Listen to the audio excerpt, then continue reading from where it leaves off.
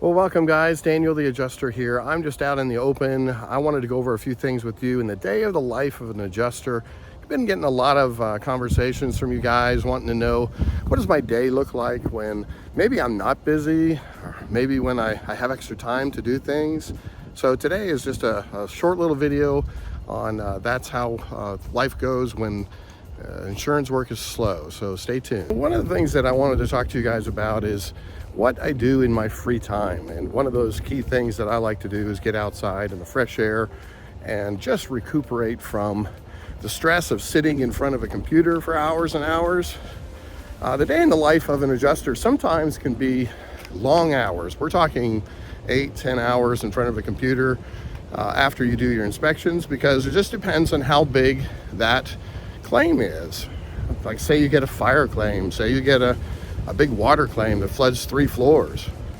Well, this is going to take a lot of time for you to write, and is definitely going to put a lot of stress on your body as far as having to sit in one spot for a long period of time. So it's good to get out.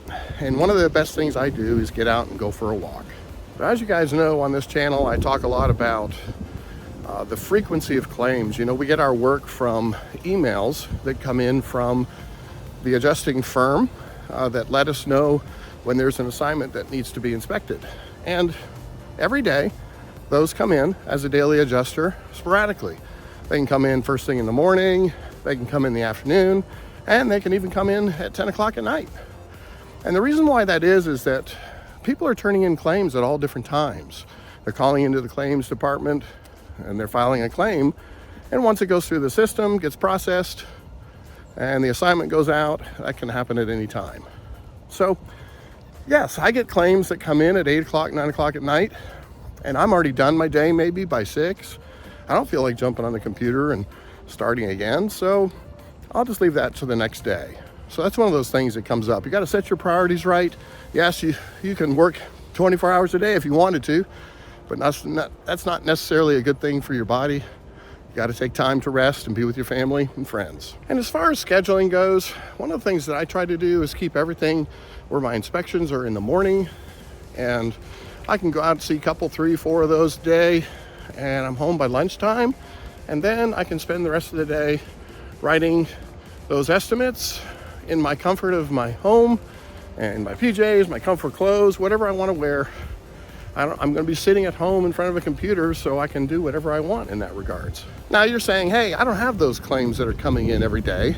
Well, you got to spend that time then. Even if you have a full-time job, spend your free time, your lunchtime, maybe filling out some adjuster firm applications, going online to catadjuster.org, seeing if there's anybody applying or advertising for positions, and getting some training. It's important for you to keep that training up. You've got to constantly be working on making yourself sellable, filling out that resume, making sure it's very acceptable to a firm to look at and see that you're skilled enough to do this job. Make sure you set your priorities right. There's a lot of times where people will, spend time playing video games, or we got a guy zipping by. Spending video games or online, TikTok, whatever, just wasting time. It's useless time. When you should be out there putting yourself on those rosters. Those are time-consuming things. Calling up those firms and saying, hey, you got anything going on in this area? I need some work. Following up on phone calls that you did prior. This is a constant battle to find work. And those that are willing to put in the effort will get the work. And those that are lazy waiting by the phone for it to ring, I hate to say it, you're going to be out of work for a long time. The person who puts in the diligence and the time to seek out this work is going to get work. And I can't stress that enough. This is a very proactive position when you're first getting started, to be looking for work constantly. So in your free time, make sure you get those skill sets like Xactimate certification.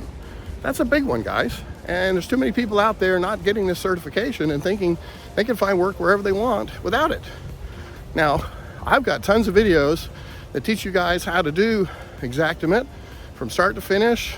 Enough, if you know the skills that are on these videos, then you can learn the basics, get your certification, get some extra training if you need it. But Xactimate is the software of choice. And if you're not skilled in that software and you're not putting it on your resume, I hate to say it, guys, but they're going to say you're not skilled, you're not talented enough to do this job because we use that software every day. I also have macros for sale. Those are there to help you guys speed up your estimate writing. The link's in the bio. And, you know, if you want something that can help you write estimates faster, then I'm giving you a tool. They're not expensive compared to what you're getting. Please check them out. Look at this beautiful view. This is the kind of stuff that just rejuvenates my body and my soul and my mind, to get out here and just look at the beauty that we have around us. Too many people take it for granted. They don't take advantage of it. They miss the opportunity to see this beauty and just to get the energy back in their bodies. You know, the sun is vitamin D. It's good for us, it's healthy. It'll keep us healthy, and you definitely want to take advantage of that as much as possible, guys. Get out there, enjoy life. It's too short. Enjoy the beauty. So I had some people ask me questions like, well, how do I get started? And yeah, that's a big question, but check out my videos. I do teach a lot of information about it, but you can start this job while you are still doing your other job. It's something where you have to get a lot of training first and a lot of skill set in order to do this job. Maybe you're in an office position already, and you can hone those skills of your Word, Excel spreadsheets. Yeah, I mean, you got to know how to use your Outlook email system, calendars. I mean, these are all skills that are part of doing this job that you have to be proficient in. And if you don't know them, then start taking a course on how to do it. I had a couple people tell me they were wondering if they could do this along another side of a job. And yes, there are deployments that are only for a month or two, sometimes 3 months. That opportunity might come up, and it might be a great opportunity for you to break into this industry. Your chances of jumping right into field adjusting is very slim. So I want to keep you guys informed. There are a lot of people saying, well, yeah, I want to do this part-time as a field adjuster while I'm doing my other job. Well, it doesn't work that way, guys. You have to work up to that position as a field adjuster. You'll probably start as a desk adjuster in a deployment scenario or a catastrophe event first. Get some experience, and then they may allow you, once you get back to your home state, to use some of that experience and say, hey, can you start sending me some daily claims? But if you're not skilled in Xactimate, you don't have experience climbing roofs or know the materials that are in a house, from flooring, tile, trim, exterior trim, siding, windows, you name it. If you don't have that experience, roofing materials, then you're gonna have a hard time when you get out there on a field inspection writing an estimate. I do go through a lot of those materials on my YouTube channel. You can find lots of material identification videos and Xactimate training. Check them out. I'm here to help. So people ask me what my day looks like. My day can be busy, or it can be sporadically not busy. Meaning, I might work a couple hours in the morning, knock out a claim or two, be done by lunchtime, and I'll have nothing to do for a couple hours. And then a bunch of new claims will come in. I got to call them, schedule them. Maybe I get a couple of emails from somebody who's got some questions about a prior claim that I was working on. So those things come up all the time. And so the work is not something where you can say, I'm clocking in at 8 and I'm going to quit at 4. That is not the scenario of how it works. You can set your own time and hours. So, you know, if I wanted to write those claims at 8 o'clock at night, then that's my prerogative after inspecting them in the morning, or I can inspect them in the afternoon. There's nobody telling me that I can't inspect everything in the afternoon and write my claims at 8 o'clock at night. It's your prerogative. You have until midnight to turn those claims in, and you can do it whatever you want. I prefer to do them in the morning. Most of the time the people are available in the morning. They're, you know, just taking the kids to school and they're at home. So the time for inspections are very easy in the mornings. The reason why I like the mornings for inspections is I try and schedule something where I'm going the opposite direction of the traffic. So go away from the traffic, everybody's coming into town, I go out of town. And I get all those inspections done. I'm heading back house by 11 o'clock before the rush hour of lunch gets out. And I generally don't have a whole lot of traffic. And then I'm home for the rest of the day, writing claims or doing whatever. But I don't run into that traffic. So it's a great way to schedule things. Sure, you could do them at nighttime, but you're gonna run into a lot of traffic at nighttime. and then driving home in the dark. So who knows? I mean, that's up to you. But like I said, as an adjuster, you get to make those decisions yourself. Nobody telling you what to do. There's no right or wrong answer. Those claims come in, we gotta call them as soon as possible, inspect them as soon as possible, and have them turned in the same day we inspect. One of my pet peeves as an adjuster is going to be supplements. These are things that I don't like. And the reason being is that we have a contractor who has wrote a very large supplement estimate. A lot of times these are water claims. And there's a lot of extra items on that that are not typical of most carriers' recommended estimate ratings. So just the other day I had one, my estimate's about 18 to 20,000. Their estimate comes in at 37,000. And we're looking at the same damage. So, but there were some discrepancies. Like, for instance, he was pulling up carpet and he added a separate line for tack strip. And if you read the description line in the carpets, it includes pulling up the tack strip. So each room, there was a $50 or $60 charge for pulling up the tack strip. It's not part of a normal disassemble. Other things, you'll see 3 coats of paint painted instead of 2. You'll see, trying to think of another one. Oh, everything high grade. Everything high grade on the whole estimate. One guy, it was so funny, he was doing a sheetrock repair.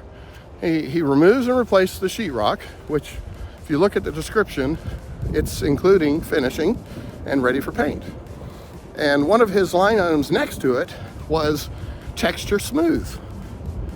And that was that he was skimming the entire surface of the walls with a skim coat and then having to smooth it out.